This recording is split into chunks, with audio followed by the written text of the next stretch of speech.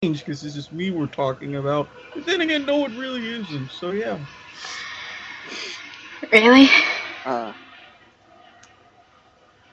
well, yeah, I was typing it to you, but might as well just say it on this way so it's easier. Yeah, we're building a website for the Mhm. podcast and for everything else. Mhm. Oh, cool. It's gonna have a video game section, an entertainment section, a football section, and a wrestling section right now. Oh, cool. So Nice. we're trying to get as many people as we can, just writing stuff or doing video stuff or whatever. So if you want to do your let's plays and do them on there to give you a little bit bigger audience, I would love. that's I would love totally to. works with us. I would love to. The thing is, I really don't have a set uploading schedule. I do try to upload every week, Hmm. but I normally pre-record those episodes and then upload them in bulks.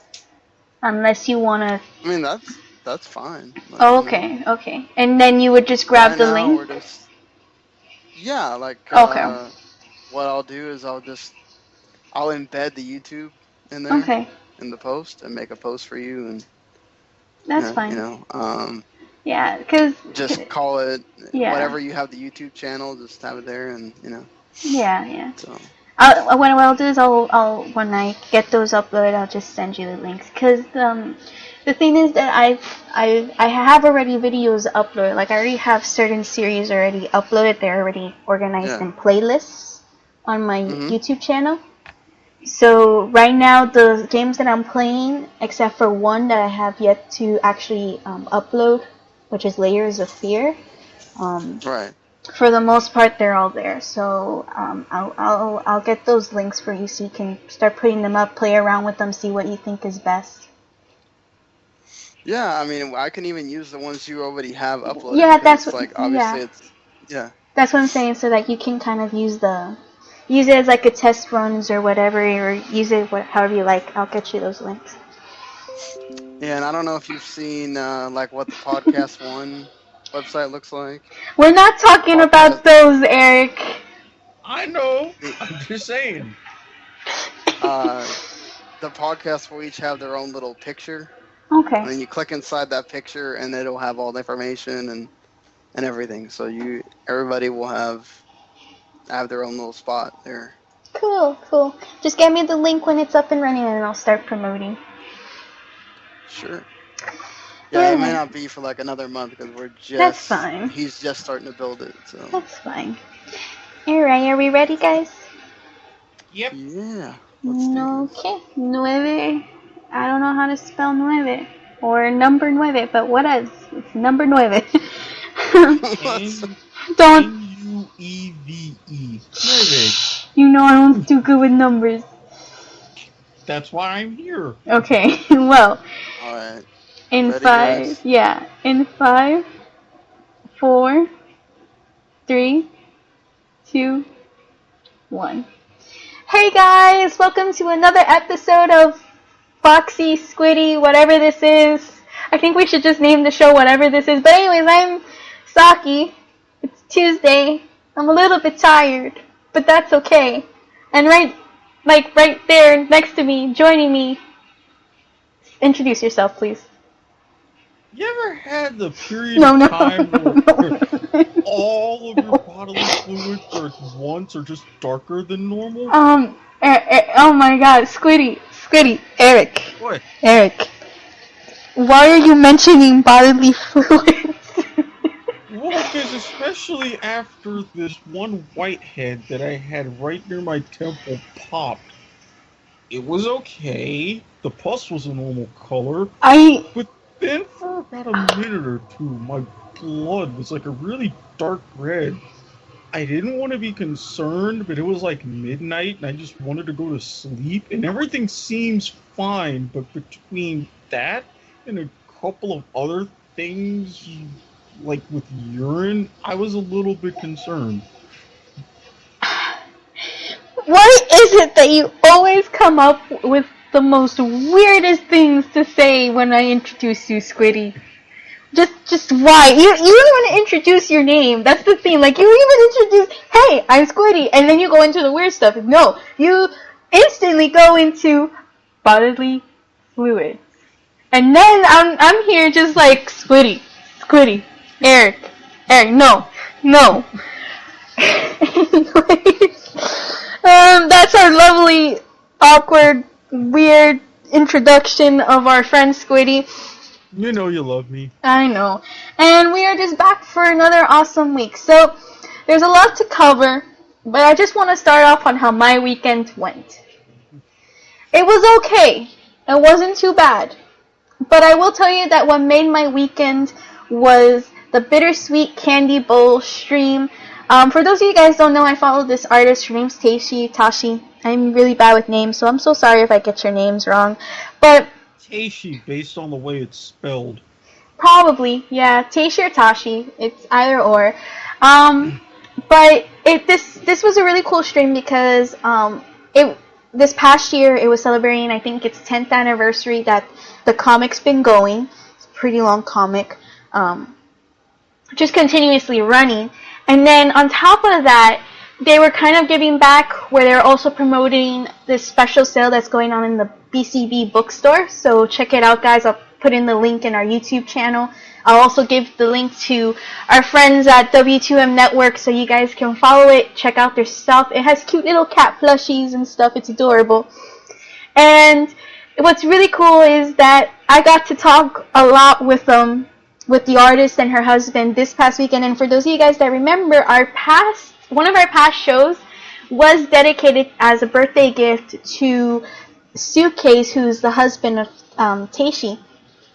And I got to ask him a bunch of questions. One of them included the Japanese vending machine. He told me the story. I knew it! Called it! He told me that he had been with his wife going through the adult stores. And they were in the secret part of, like, the basements. They were in the basements. And so what would happen is that you would put in, I think it was 2,500 yen coin or something like that, which you said was equal to like $10 or something like that. Oh, 1,000 yen. Sorry, yeah, there you go. Conversion sucks. So you would put the coin in, and the thing is with these Japanese vending machines, they're not soda machines or food machines, people. They're used pennies machines. As we discovered in the last episode. And in what they did was they found it, and they saw that they had the picture of the girl that was supposedly donating those panties.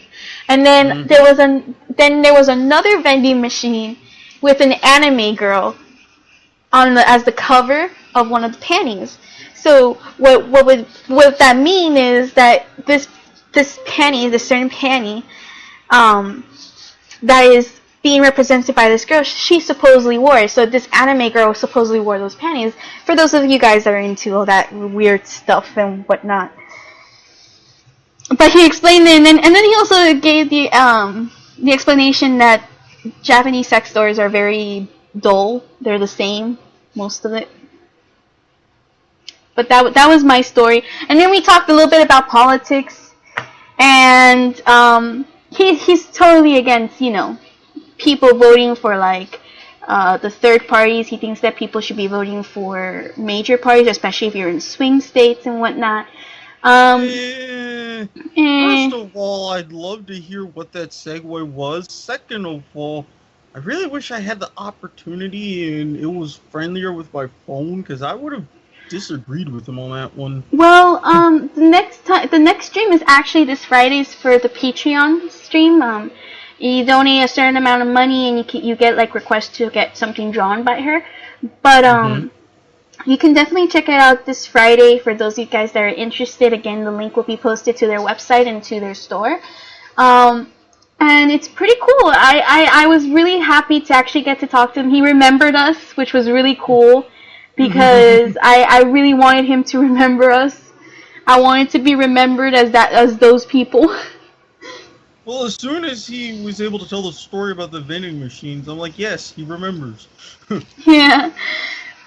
And then he also, of course, remembered that we drew it for his birthday and stuff. And it was a really cool thing to experience. I'm super happy, and if you guys are listening, thank you again for allowing us to actually be part of that. We really appreciate it. And yeah, that was a little bit of my weekend. I had a little bit of a rough weekend, but it was nonetheless really good. Thanks to you guys over there at Bittersweet Candy Bowl. Thank you. Aww. Yeah, I this is the only time an artist has struck me so passionately. Like, I am not normally this way with a lot of artists or authors or any of that stuff. I'm very much into just reading what they have to offer, and sometimes not even finishing it. But this has really hooked me, and I'm super happy that I can get to be a part of and seeing it grow up, and hopefully it'll get to finish. But she says that there's a lot to finish, and etc. etc. So there's that, and then what else was I gonna say? So he remembered us, so congrats on making us the Japanese sex vending machines. Hashtag mission accomplished. Yeah, mission accomplished there. We must be so proud. Damn, as a matter of fact. So what I wanted to say to you guys too was we're gonna actually start off with the first news story of our show. We're gonna start off with a little bit of I've never really been into him, but I think that this is just so amusing to see what's going on, and this is the fact that believers or Justin Bieber fans are realizing that Justin Bieber is an a-hole. You know what? I'm really glad that I didn't call up a sports book and bet money on the fact that he would be completely irrelevant by the time he's 21, because for one way or another, I would have lost some serious cash. Oh yeah, you would have. Actually, if you guys remember, Justin Bieber came out around the same time that Taylor Swift did. People can decide where they heard him first. I remember I heard him from the show on Nickelodeon called True Jackson VP. That's where I first heard him from, when I think he sang Baby, if I'm not mistaken. But either way, why is he relevant in this show? Well, in recent news, in a general overall view, Justin Bieber was dating Selena Gomez. Him and Selena Gomez were the pair. Those were the celebrity pair. For some reason. I don't know why, because she could have done better. But that's okay. That's okay. I have my own theories on that one, but just continue. Yeah. So what happens is that Justin Bieber, he goes ahead and he breaks up with her because he's an asshole, and I'm sorry, but he is. I've never enjoyed his presence, and I think that it's ridiculous. He's ridiculous. He's a menace to society, a menace. But the thing is that he breaks up with her, and he's been known to be very harsh with his fans. He doesn't really consider them. He thinks that they're he thinks of them last, which shouldn't be, considering that he gives them they're like his paycheck pretty much. But that's okay. To each his own. The problem is that these fans are so hardcore with him that they will ignore the abuse, you could say, of Justin Bieber. And what happens is that he doesn't let them take pictures of him. He doesn't let them come in and meet him. Like, if he gets something from them, he no longer appreciates it. It's little things you would think that would really matter to fans, especially when they're paying not like $20 or $50 to go see him, but rather hundreds of dollars and thousands of dollars just to go see him. But then, It's just stupid to begin with. It really is stupid. I have a sister who actually had a shrine of him. She turned the closet of our closet into a Justin Bieber shrine. It was the most ridiculous thing I've ever seen. It was actually pretty scary. Yeah, I caught some friendly ribbon at work a couple of years ago because since I'm pretty much the computer and internet guy in my family, I Yeah. had to stop what I was doing so I could, at work, in front of people, try to get Justin Bieber tickets for my niece. Oh Granted, I yeah. love my niece, so I did, but Well, check this out. So, she had the shrine, and she would pay not once that $100 to go see him, but rather 2, 3 times just to go see him. Like, it was ridiculous. But this is just an example of how hardcore these fans can get. And if you look at Twitter, if you say anything against Justin Bieber, it's like literally Attack on Titan shit. It's like everybody's going at you. Like these believers become the Titans, and everything's gone. Like everything's blown up. Okay, well, Saki, I'm going to point out an argument here. I'm going to need you to follow along for a second. A lot of these believers, how old would you say they are? Well, here's the thing. When Justin Bieber started out, these fans were 12, 13, 14, I want to say 12 to 15 years old. Then these fans grew up. Right. And Right. this is really bad because what happened, because check this out. I understand that these are like people who stuck by Bieber for 3-4 years in his rising stardom, or whatever. Brains still haven't biologically fully developed. Exactly.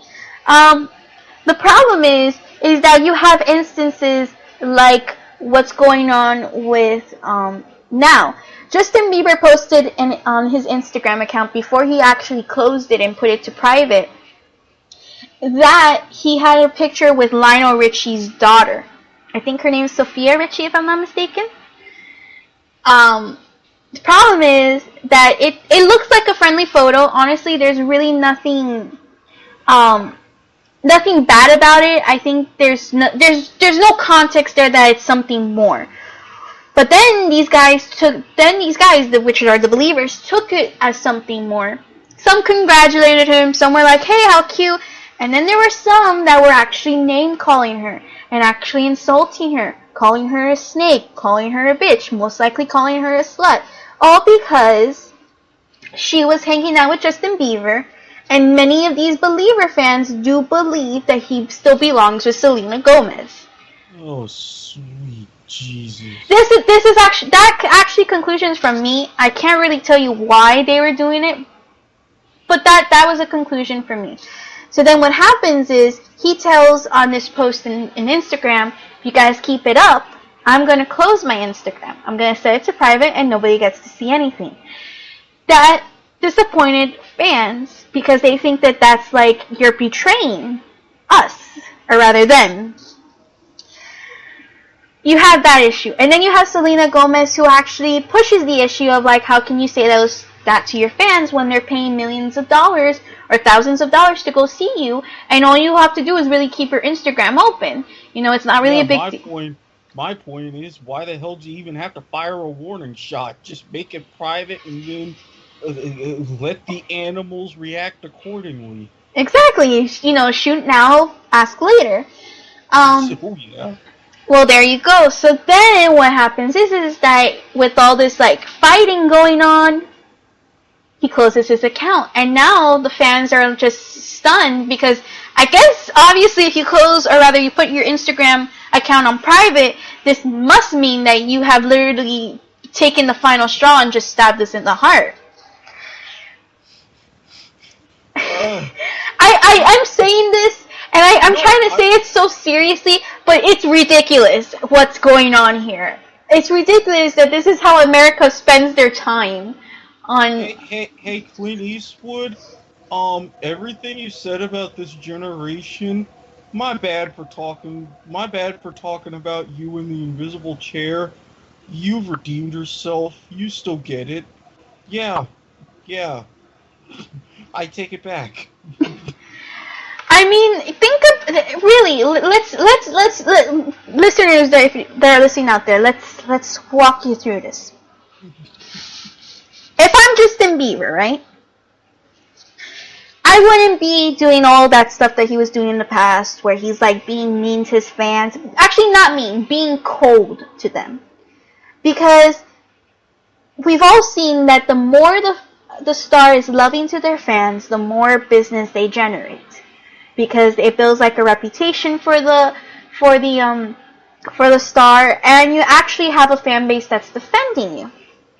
True, but you also have to look at said fan base. I mean, well, yes, of course. When you have an army of millions of prepubescent people who are willing to jump on pretty much any bandwagon because they're at the age where they think everything pop culture is so important and all their whole lives hang in the balance, I would take their attitude with a grain of salt myself. But that's just me. Well, you actually bring up a good point. Yes, those are like the technicalities, though. Honestly, from what I've seen, many fans of Believers or whatever, they really grow up. At least the ones that have stuck true and stayed loyal. As if I was in Justin Bieber's place, I wouldn't be treating those fans specifically. If we want to really get technical. Those specific fans, I wouldn't be treating them the way so coldly. I would be offering them more love, and actually that special like a kind of addition love, because you've been loyal to me for like 5 years or more. I'm just saying that this is what I would do if I was in his place, but he hasn't. He's been very cold in general. He's literally spit in his fans' faces. And again, there's a reason behind that. Oh, jeez, where do I begin? Oh, I understand. They're prepubescent teens. Don't get me wrong. I get that point completely. However, they're still fans. They're still, and even, like, let's even take it a step further. They're still kids. There's no need to go that route in trying to be so cold, or rather, you try to distance yourself in a positive way, where you give them that line and you say, this is me as a star, this is you as a fan. I have my not privacy, I have my personal boundaries, you guys have yours too. He's not doing that. First of all, whatever gave you the impression that he was going to do that anyway? Never. I'm just saying what I would do, what should be done, or rather what should have been done in the past. Yes, but just like I said about Miley Cyrus and all these other teen kid and preteen and teenage stars who have to pander to all of these prepubescent people, eventually they have to put up with this whole goody two-shoes kind of style, kind of life to be a role model, blah, blah, blah, bringing out those other issues. Then, when they get sick of it, they really get sick of it. I mean, do I need to go back, speaking of Instagram and everything that's been published, do I need to go back and bring up Bora Bora?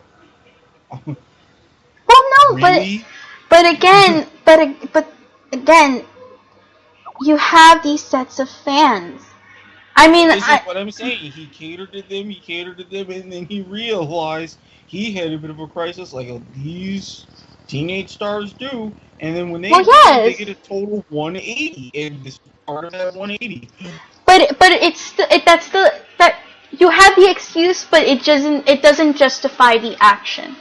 It doesn't justify the action. I'm not saying it justifies the actions, but it's really all the fans, because hey, if you want to be that rabid, it's gonna cost you. Well, that's why when he gave that warning, I was neither against it or for it. I was, though, saying he does have a point. These fans do get out of hand, and these fans actually insulted someone who has nothing to do in that circle of drama that surrounds him, except for being the wrong person at the wrong time.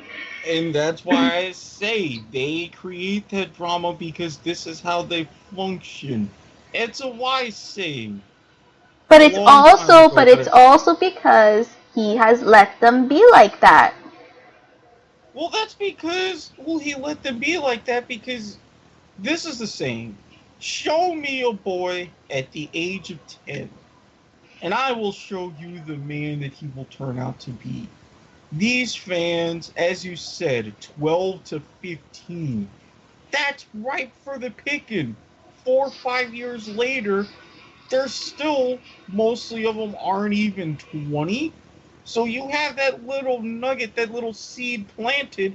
This is the kind of flower that's going to grow up in. And it's going to grow into. And it's going to get from bad to worse. And he, being him, realized, I've got cars, I'm hanging out with Floyd Mayweather, I've got all these things, I'm apparently well equipped from everything that I personally heard. So it's like, I don't need to cater to them. I'm going to go out, do me, and y'all can do whatever.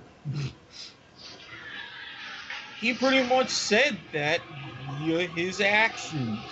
Well, If all yes. these fans didn't Yes. get it by then, that's on them. And now they're getting to know. Now they're getting to know.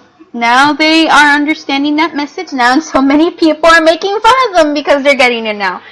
I just think that out of this whole situation, it's just ridiculous. I think that these fans, unfortunately, as you said, they're prepubescent. They're not going to really learn from this except heartache, and that stars and celebrities can be douchebags. That's the unfortunate. Never meet your heroes. Well, I actually talked to my heroes, and they actually turned out to be pretty good. Well, that's because you're older, you're more mature, and you're decent. I'm not gonna. You and I aren't the kind of people that would spend hundreds of dollars. Oh no. Concerts. If I'm having any pilgrimage of any sort with multiple hundreds of dollars in my hand, I'm gonna go to Vegas. You probably won't see or hear from me for a few days unless something happens and I'm on the news. But that's just how I am. Is there a reason why I would find you on the news? Possibly. I can think of about 3 of them. Do I want to know? Probably not right now. Okay. I got you. Needless to say, there would be a couple of items off of a couple of lists that I would check. And casinos may or may not hate me, so there's that too. Okay. In other news, so there's Justin Bieber, and then there's another thing that I'm actually angry. This is this take on this is the segment of why Saki is angry. Why the hell does MNBC, whatever the hell you want to call that acronym, why the hell are you bringing back Brian Williams on a nighttime show? Now, ratings grab. Wait. I actually read the article.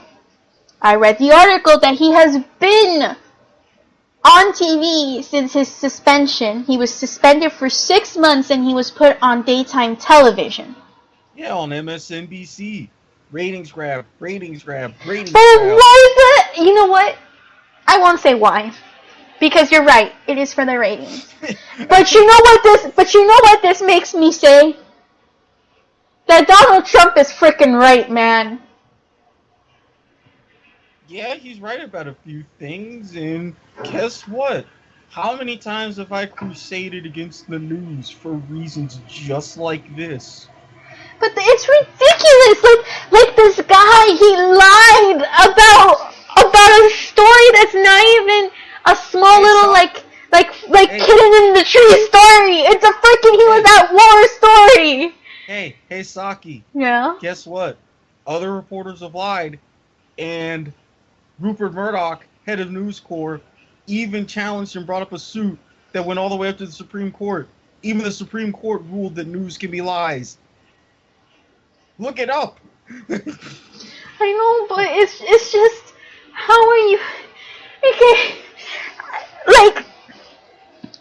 it's frustrating because the idea that news is supposed to inform you is no longer there. It's just a piece of garbage. Even the people outside of America make fun of our news. Look, I have been privileged to see BBC telenewscasts, can CBC newscast from Canada, CCTV, Al Jazeera America, you name it. And I go back to this.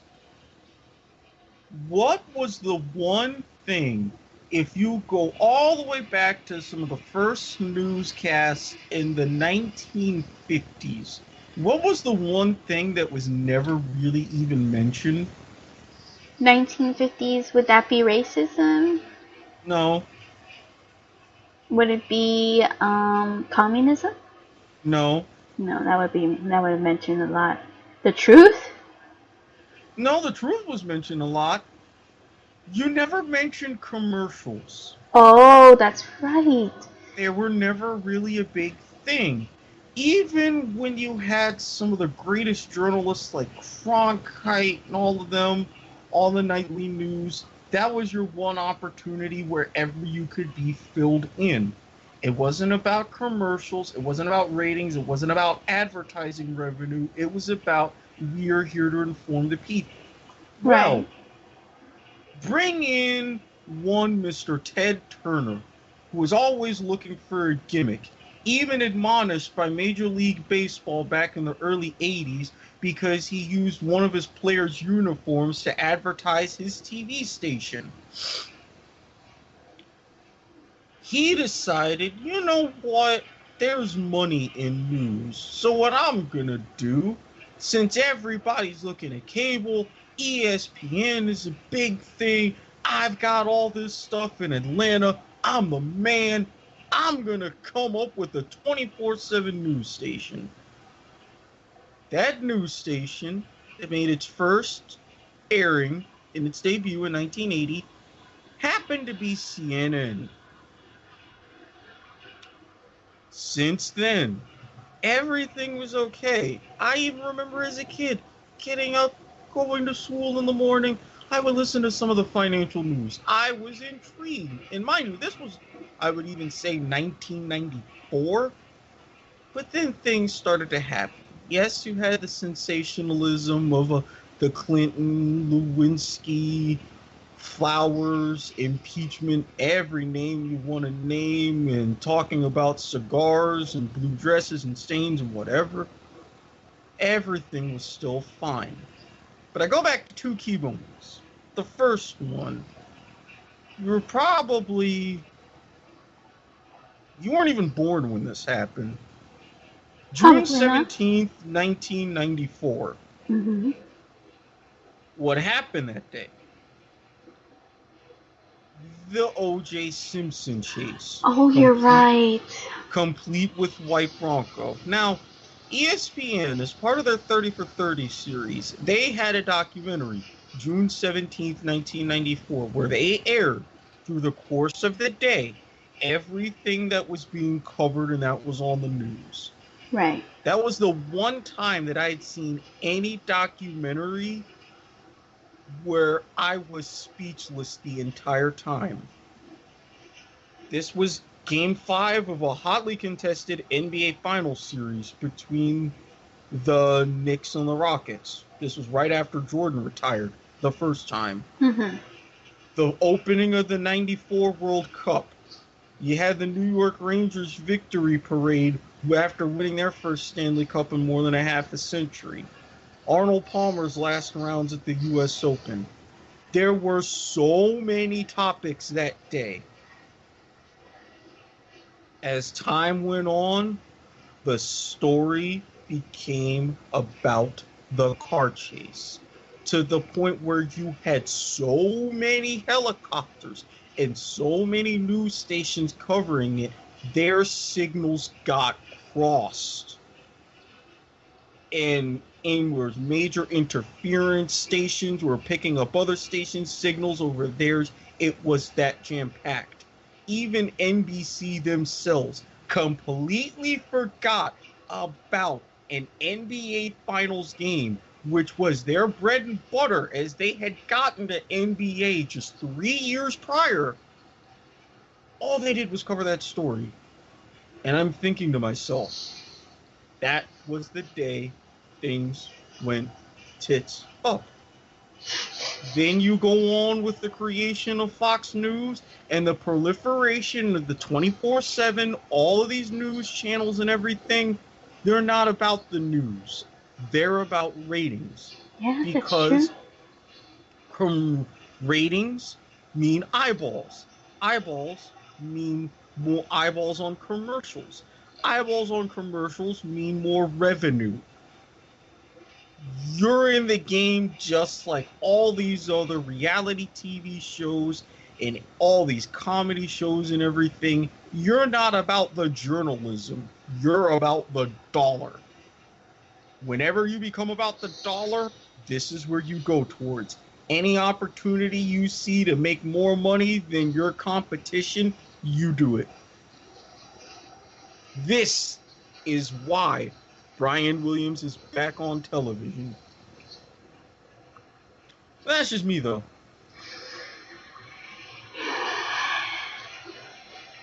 Can we just move to Japan?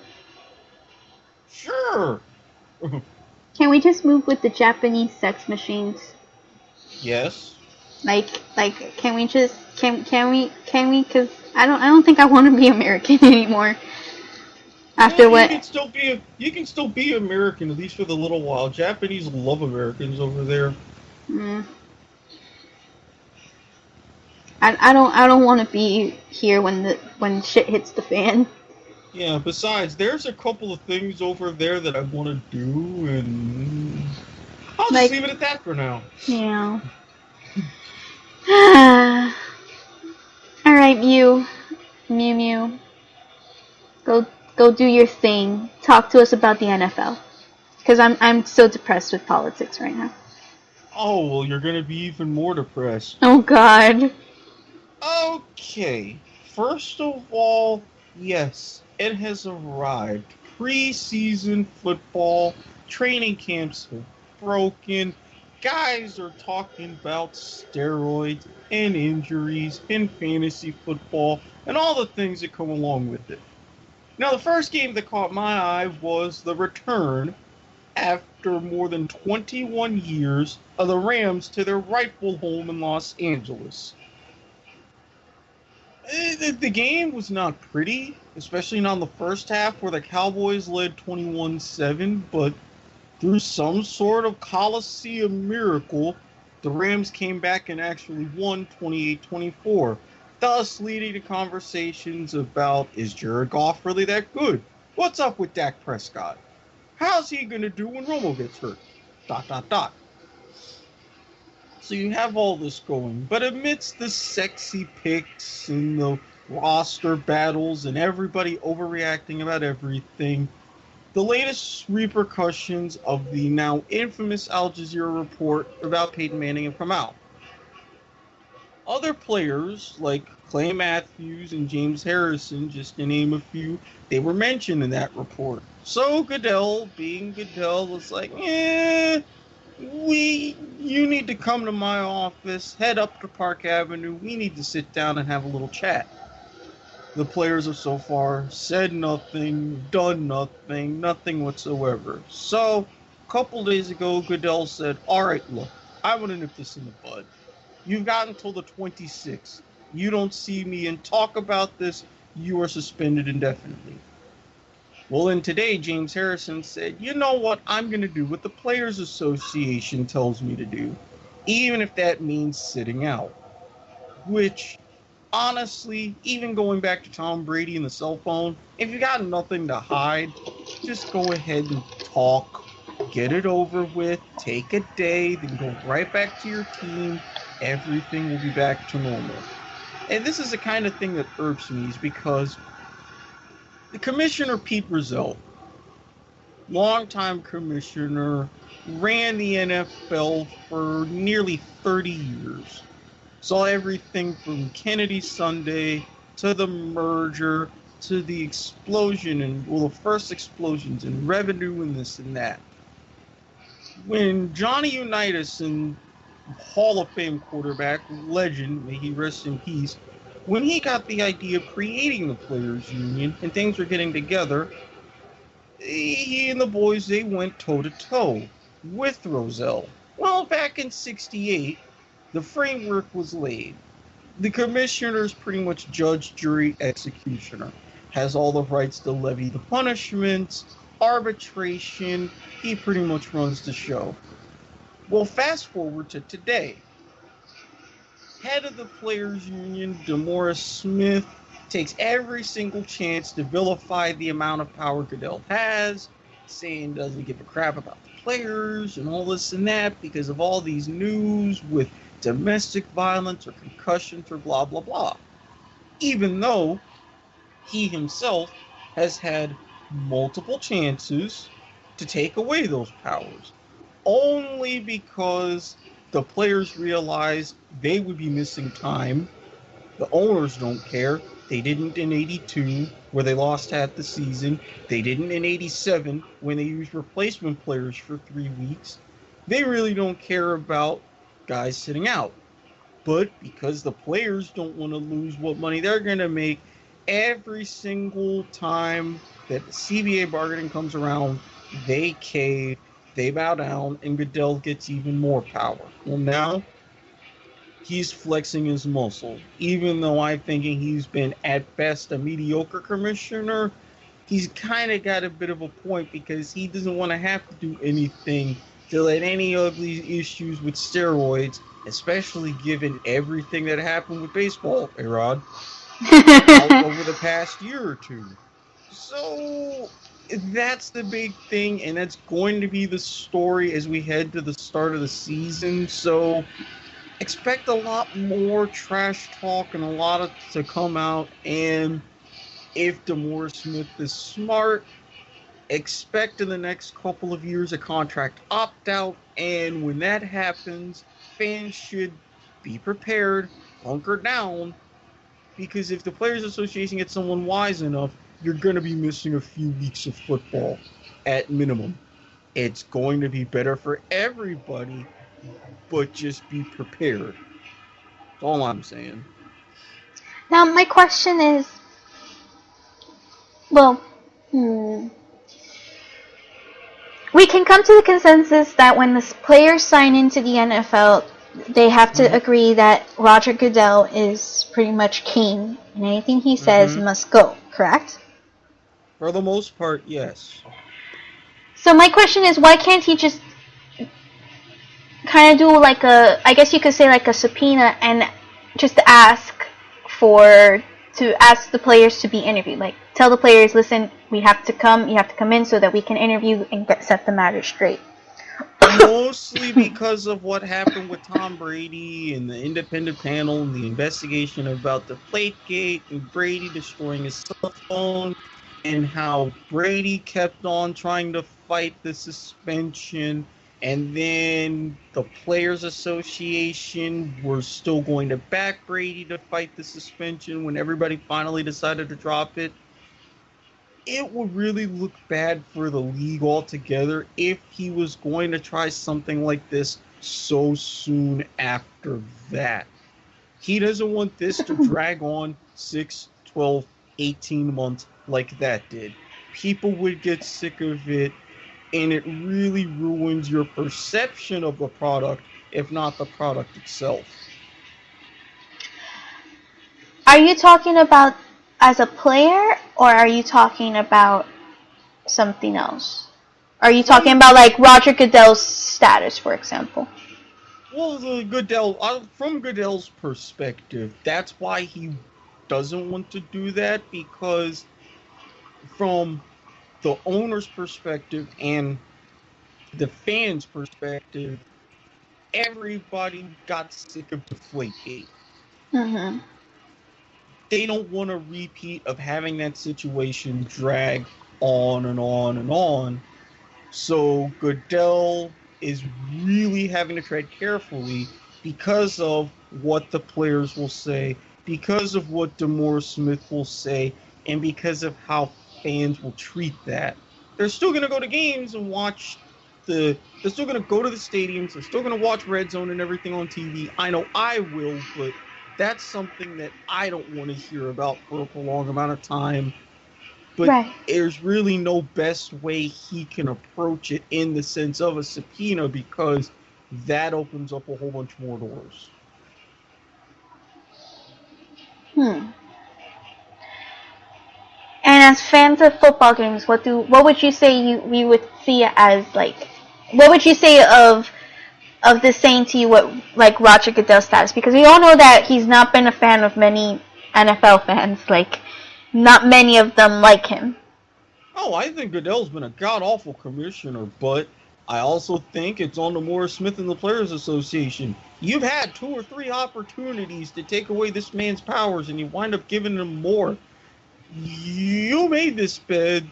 You got to lie in it. What do you mean by opportunities? Like, when? With the negotiations, especially this last one a few years ago, to where the players union actually decertified so they could bring up lawsuits to the NFL about all of Goodell's powers, and there was a threat throughout most of July and August, I want to say 2011, of a strike, of there not being football, so much that the NFL had contingencies and were getting things in place for an 8-game season that year, pretty much showing they were in the long haul.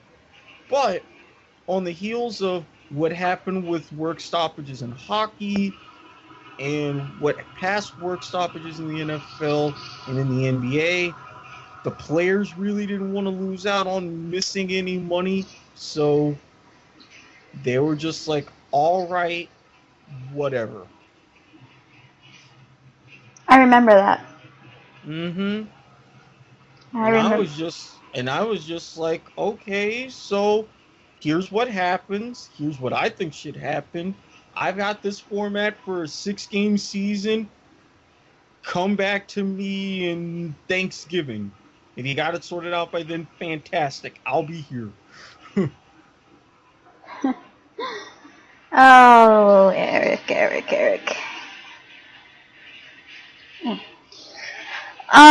Let me see. See, I told you you'd still feel bad. Yeah.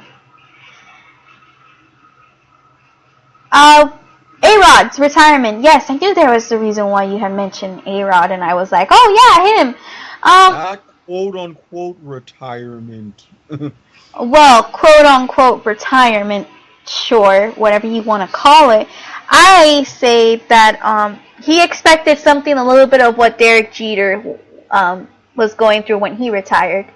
And I think that the Yankees and many players said, and many fans said, yeah, no, you're a good player, but you cheated. You don't deserve. Hey, A-Rod, Derek Jeter didn't kiss himself in a mirror in a magazine. You did. Different ballgame, buddy. He kissed himself in a magazine? Yes, it was a whole big photo spread. Can't remember if it was GQ or elsewhere, but it was him looking all pretty, borderline making out with his reflection, just kissing himself in a mirror. Why was he doing that? Because he's a narcissistic asshole. Oh, that's probably what it is. That's probably what it is. As is, the Yankees, since they couldn't come up with a settlement, have to pay his $250+ million contract in full. When he's done, if he's done, he will have made the most out of any player in Major League history with the total salary of $416 million. You cheated. You admitted that you cheated. And I have the fact that, okay, first of all, you really screwed the University of Miami, saying that you were going to come there to play college ball, but then when the Mariners were throwing around all that money in your face, you just said deuces, and you have to share the honor of one of my all-time favorite players in Hank Aaron as the only 2 players with 2,000 career RBI. I really don't like that. So you think that his farewell was a good farewell then? That it was a deserving farewell? It was extremely fitting. Started out bright sunny day, and then as it came closer to the time of the ceremony, the skies darkened and it rained. That's exactly what he is. He just brings misery, distraction, garbage, his ego, pathetic, and yet he wonders why the Yankees as a team really don't want to deal with him. Oh yeah, like I'm going to tune in to see three guys hitting sub 200 in a lineup against a pitcher that's 6-15. Sorry, I got better things to do. So take your 41-year-old ass hitting 199, go sit down. I don't want to have to hear your name for another couple of years. Then, as you sit by, as you get old and ancient, reliving about the times that you got with Madonna and all these other people, while fans have gone on to new stars and you're completely out of the Hall of Fame, I will get to sit back and point and laugh at you. You're really stressed out. I just want to note that he is really stressed out right now. I can't stand that man. You I can't stand him. Well, And I mean, one of my finest memories, and I will go back to this 2009, late October. Okay, let me set up this picture. Here I was. I had skipped class, even though I let one of my professors know about it. This is my first semester of graduate school. As I was going to a big black tie movie premiere for a movie that my friend was in. Everything went great. It was a great movie, even though the sound system at the theater was terrible. There were boobs, there were free booze. I was having none of my life. So I just go around, hanging around at some of the after parties at one of the clubs that's actually turned into a pretty cool restaurant. I was just sitting there, schmoozing with people, and then all of a sudden, I realized it's getting late. It's a little after 1 o'clock. I gotta head home. They had Game 6 of the World Series, Yankees-Phillies. Of course, Mariano Rivera, greatest closer of all time. He goes, get the pitch. I see the last out. Yankees win. Their only World Series since 2000, which to me was a bit of a poetic justice because the Yankees and Steinbrenner, etc., etc., etc., even though me personally, this was right after the Phillies beat the Rays, but I was rooting for the Phillies to win anyways. So I just remember with everything that's going on, I was in such a good mood. One of the finest memories of my life. I walk out of the bar, onto the street, to my car, 1:30 in the morning, and I joined a chant of 2 or 3 others that were also leaving as we were simultaneously saying, fuck the Yankees. That's exactly how I felt, and that's how I feel all over again right now. It was just as glorious seeing all of this turmoil for a crap team now, especially since one of their pitchers is going to be out for all of next season, as it was that October night, me in a suit and tie at the tender age of 23. you sound so poetic. I hope you realize this. Now, I have my moments at times. I just harken back to that night, what was going through my head, and everything that's going there now, and I just think everything fits. There is order to things. There is sweet justice after all. So, A-Rod, if you don't take that front office job with the Yankees, just go. Wander off with your memories into the depths of obscurity. We'll call you when the time is right. If we ever feel the time is right. Just don't call us first.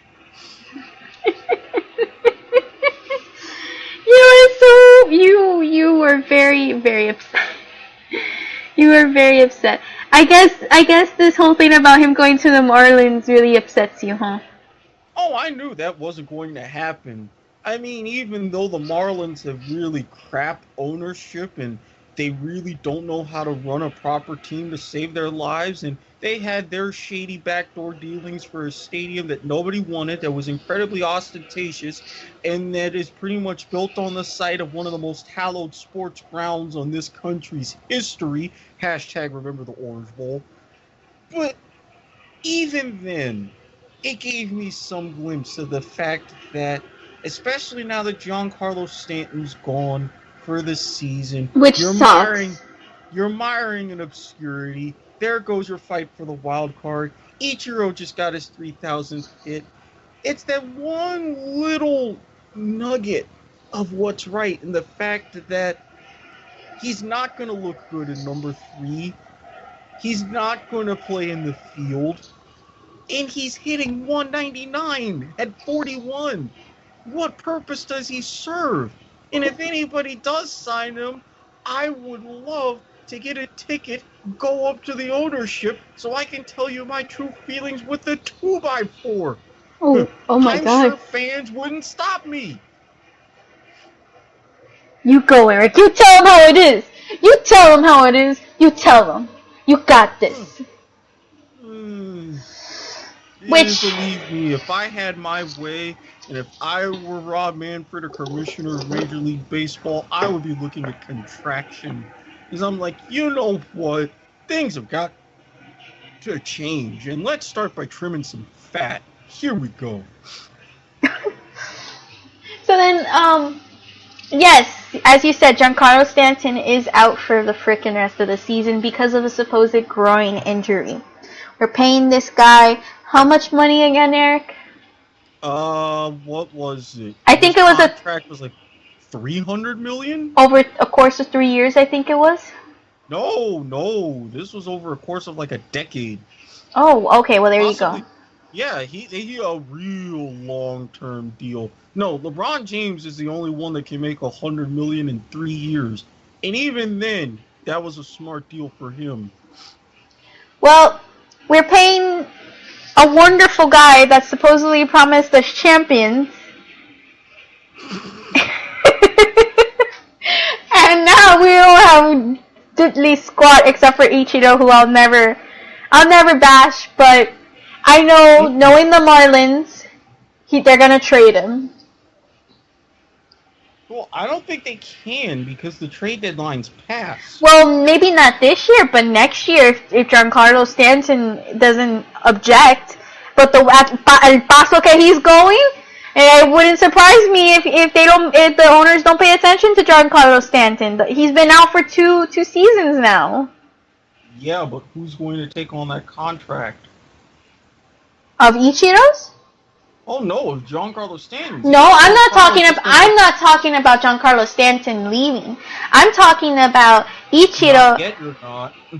Oh, well, not yet, of course, but I'm talking about Ichiro, who is doing pretty good, who's doing well for a player in his category, and knowing the Marlins, since Giancarlo Stanton's like not playing in the season, it kind of like, I guess you could say it kind of doubles down on his credibility or like his stance, because he's been out 2 seasons, he's giving false promises, and if I were the owners, all I have to say to you is, hey, I'm just paying you. You don't need to tell me what to do, and we trade off Ichiro when the next trade deadline comes in.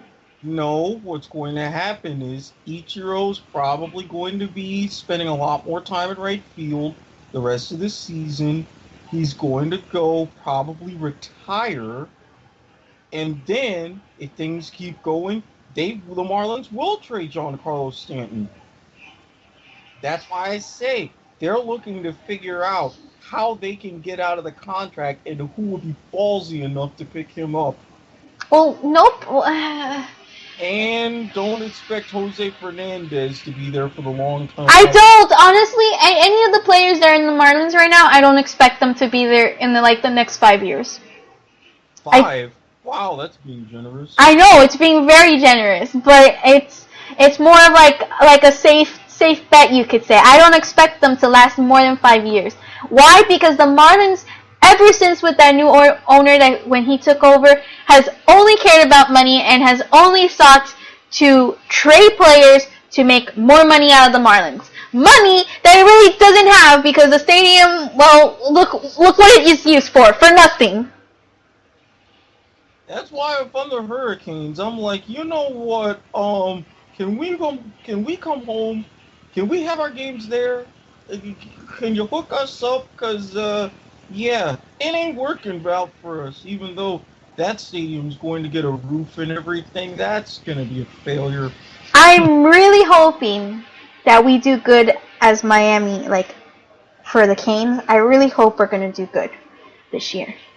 Well, like I told one of the awesome radio hosts down there, Orlando. Okay, I'm going to omit his last name because I can see it and I see it spelled in my head, but I'm going to butcher it. And he kind of misinterpreted, and I can see because what I said is easy to misinterpret, but I've been following the Canes for about 15 years. No coach in the school's history has ever lasted more than 6 seasons.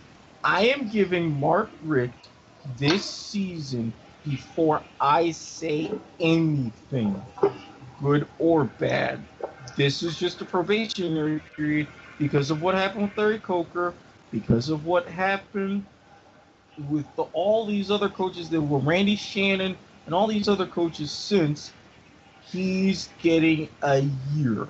Completely opinion-free probationary. But I will say this. If by the end of 17, I'm thinking to myself, we can win a championship in 19, then he's the best possible hire the school could ever have. But that's it. He's getting this year. I'm going to sit back, observe, and report.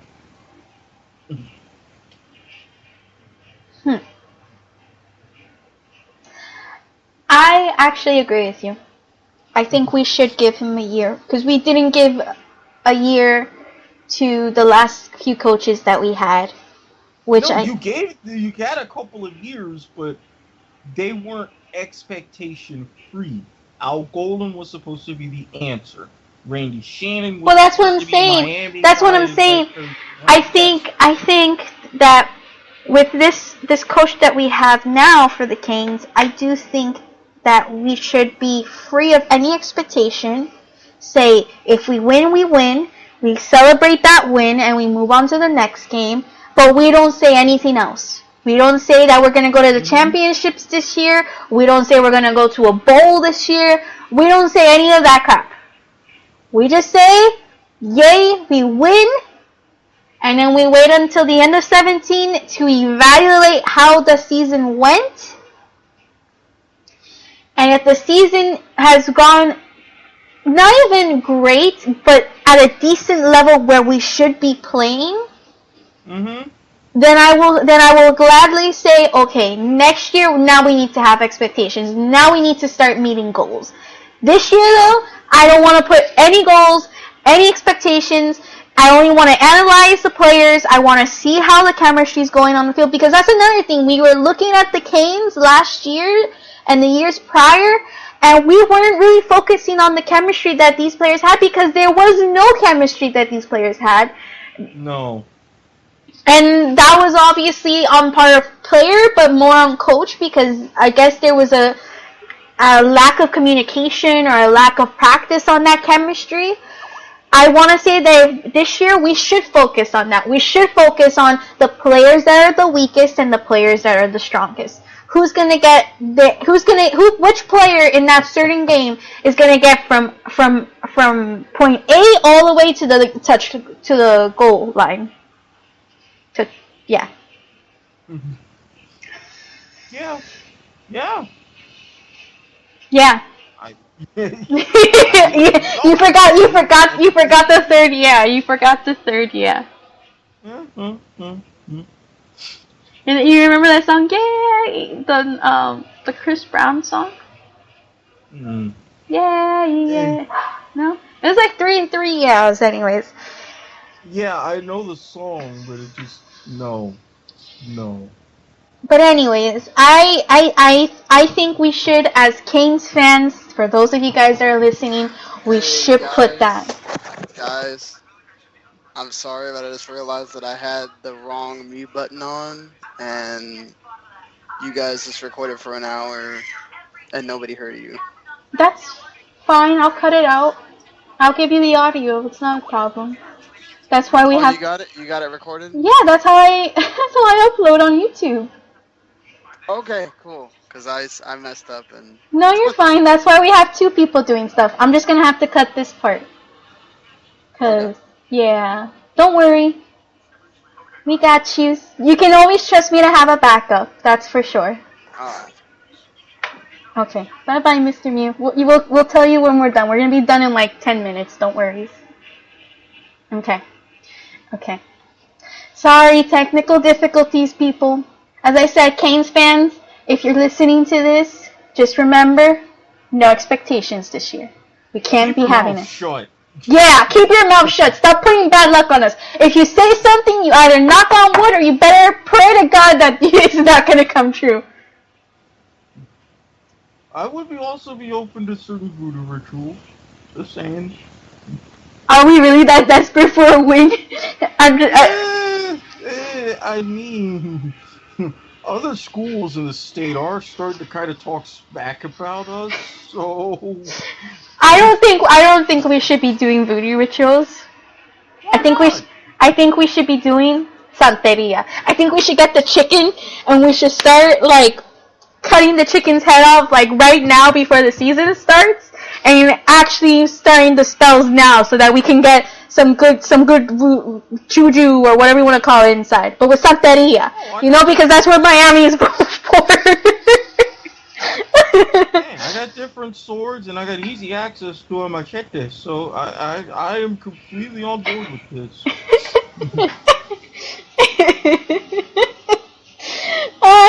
Oh my god, we're too funny. We are too funny. This is Squiddy.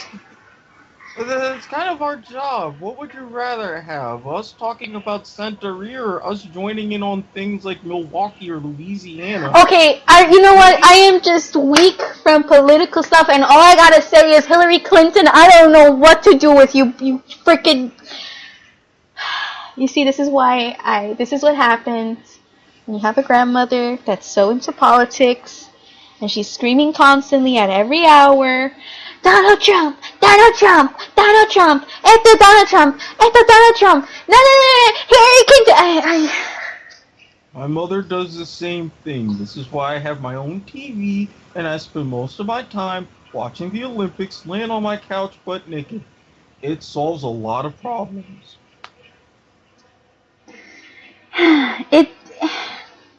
See? You see? Well, just like that. You know what today is? You know what today is, Eric? The 16th? And it's Tuesday, and it's time for your daily dosage of my grandmother. Because this is ridiculous. This is gonna sound ridiculous, but this is just too much for me that I have to release it. So my grandmother makes an appointment, right? Boy, you're lucky you started on that. Oh, never mind. So my grandmother makes an appointment to the doctors, right? And I go with her to the doctors. This is like weeks prior. And she gets some forms saying that she has to do some blood work, she has to do an ultrasound, to do some, like a regular checkup thing, because it's a new doctor. She went with Medicare, which was a complete disaster from the beginning that she started it, but that's okay. It's not a problem. Not a problem. My grandmother goes yesterday to the doctor to go ahead and take out blood.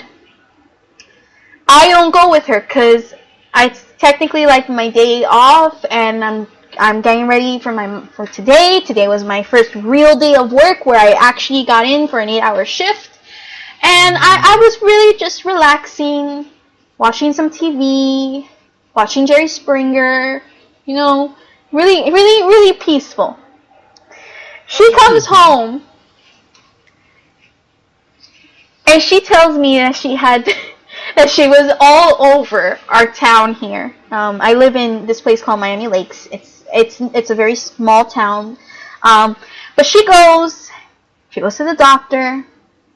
Turns out that the doctor told her that it was not in the office, but in some other building around the town. She goes to that building. She finds out that building holds a psychiatrist, and that she went to the psychiatrist. She didn't mean to go, but she ended up there. She tried to go to the to the ultrasound. She still ended up at the psychiatrist. That was the second time.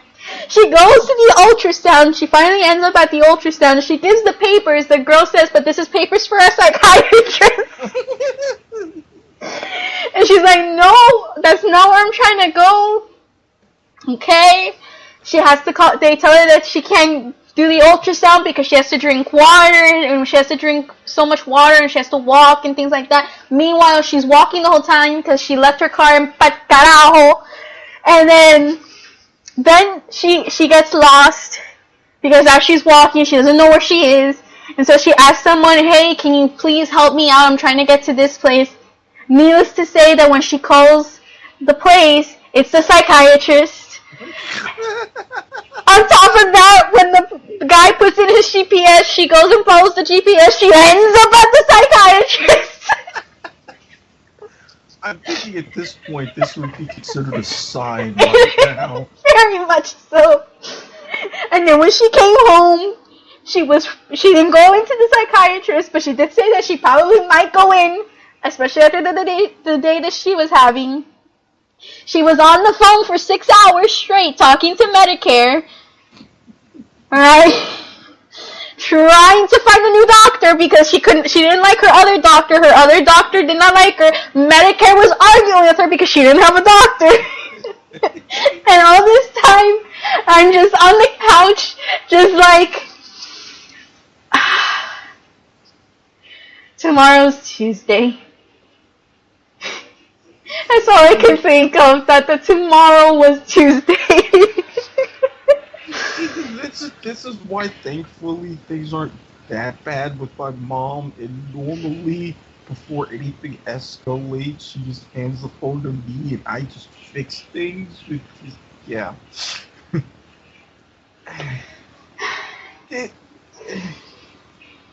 it ever... You're stunned. I know you're stunned. I know you're stunned. I know you're stunned. I know you're stunned. I am too. You know, it's not even I'm stunned. It's just, so you know how I was telling you that Sunday was a real rough day because she woke up in a mood. Oh wait, I didn't even tell you the best part. Saturday night, right? We find out that my wonderful grandfather was drinking. But she tried to stay away from him. I don't know why this shit happens to me. But she leaves a donut inside those Entenmann donut cases. Right? It's a half-bitten donut. She bit into it to make sure that nobody would touch that freaking donut. Right? Why bite into it? Because she didn't want to eat it, all of it. Look, I don't know. It's just like a mark of territory. Take it as an animal trying to mark their territory. She goes ahead and she leaves the donut there. My grandfather goes to take a piece of marble cake and grabs the donut.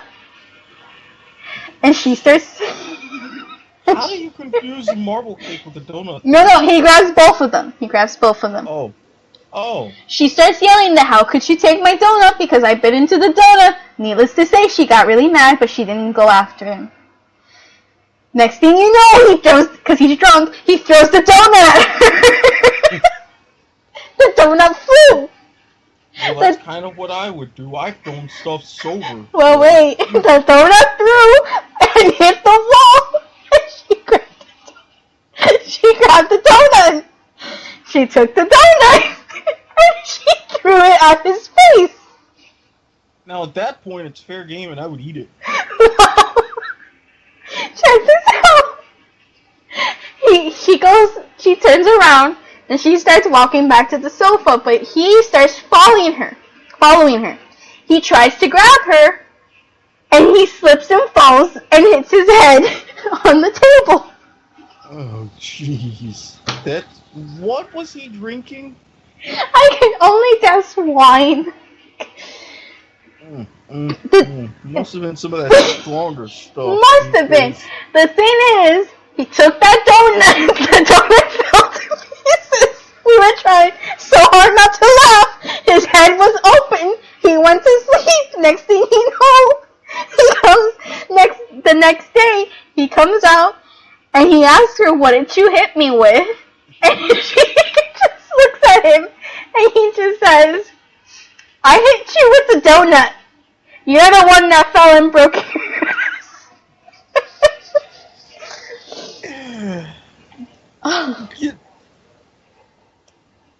There are just no words sometimes. Nope. Just none. Nope. And then he says to me, I thought that the donut had iron in it. I'm like, all it had was frosted chocolate. Well, I mean, when you think, you find out you get hit in the head with a donut and you wake up bleeding, I would come to that same conclusion. Anyways, and so ends this hour of Foxy and Squiddy. I had to release that. It was too much for me to keep in. I hope you guys enjoyed the stories. My name is Saki. You guys can follow me at Sakura_Steph309.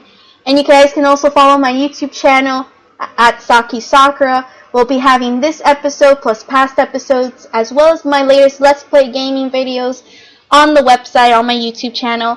We'll also be posting these episodes on the W2M network. Thank you guys again for hosting us. Squiddy. I am the Squid. Follow me at SquidSportsHead. Be prepared at inside_arena for my work on arena football, at the Football 5 for another football show that's going to be coming up as the season progresses. We're actually going to start recording episodes in a couple of weeks. Yeah, just be prepared. And also, #praising. And we'll also be posting this latest picture up. I actually finished the drawing. Thank God. It took me 2 episodes. But we finally finished it. I'll be sure to post it up on Twitter so you guys can check it out. Until next time, guys, my name's Saki. And we'll see you guys in the next video. Or in the next episode. Whatever you want to say. Bye, Muse. Do your homework and don't forget to be awesome. Bye.